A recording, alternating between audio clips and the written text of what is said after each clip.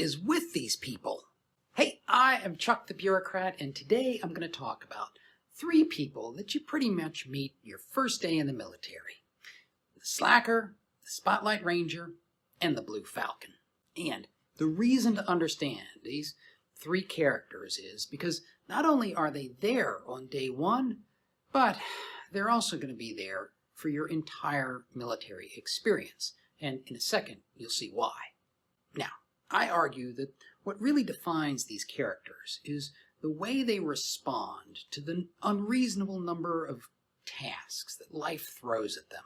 With that in mind, it's easiest to get started with the Slacker. These people have a very simple philosophy. You only have to do a task if the task is due right now. When the boss tells them to do something in advance, they kind of figure that if the boss really cares about it, he'll mention it again, and in a lot of cases, it'll just go away on its own. And then it's score 1 for the Slacker.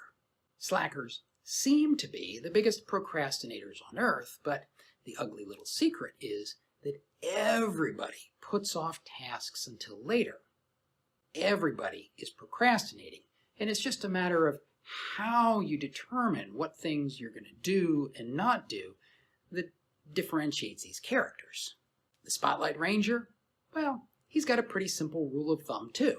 If the big boss is paying attention to it, prioritize it, even if that means you have to claim credit for other people's work.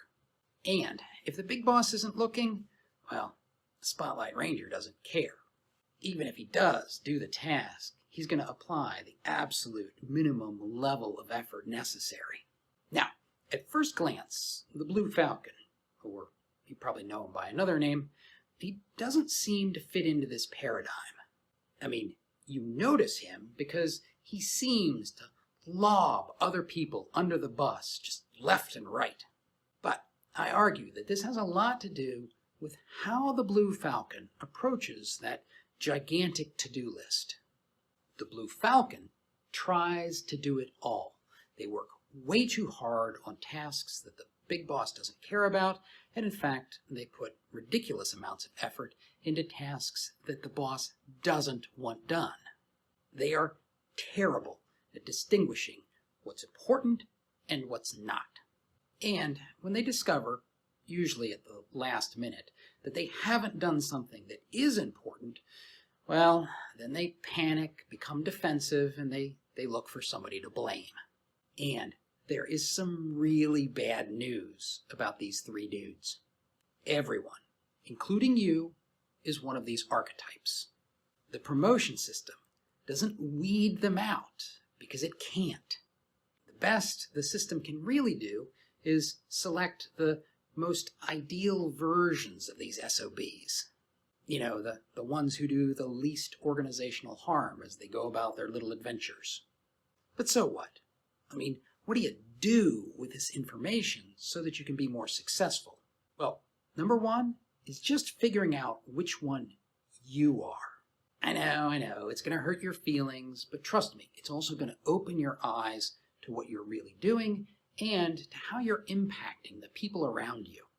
And the goofy thing is, you don't have to change. In fact, I'm suspicious that you couldn't change even if you wanted to. You just have to recognize the negative consequences of your actions so that you can minimize their impact. Me? I'm a Blue Falcon. I take on more and more and more obligations until eventually it becomes overwhelming and my whole house of cards comes tumbling down. Some people end up in the lurch and pretty pissed off at me. So what do I have to do? Don't take on every task. Don't make unrealistic promises. Warn people that if they're not careful, they'll get surprised. The second way that this matters has to do with being a leader. Every one of your subordinates follows one of these philosophies for handling tasks.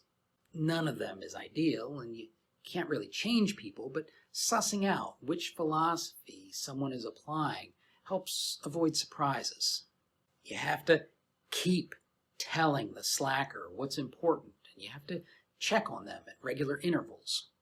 The Blue Falcon, you have to tell them what isn't important, In fact, you kind of have to watch where they're putting all their effort. The Spotlight Ranger, well, don't lie to them about what's important to the big boss, because they'll figure that out pretty quick.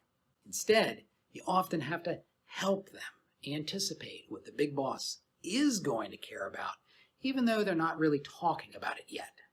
And then finally, notice that these behaviors kind of fit together.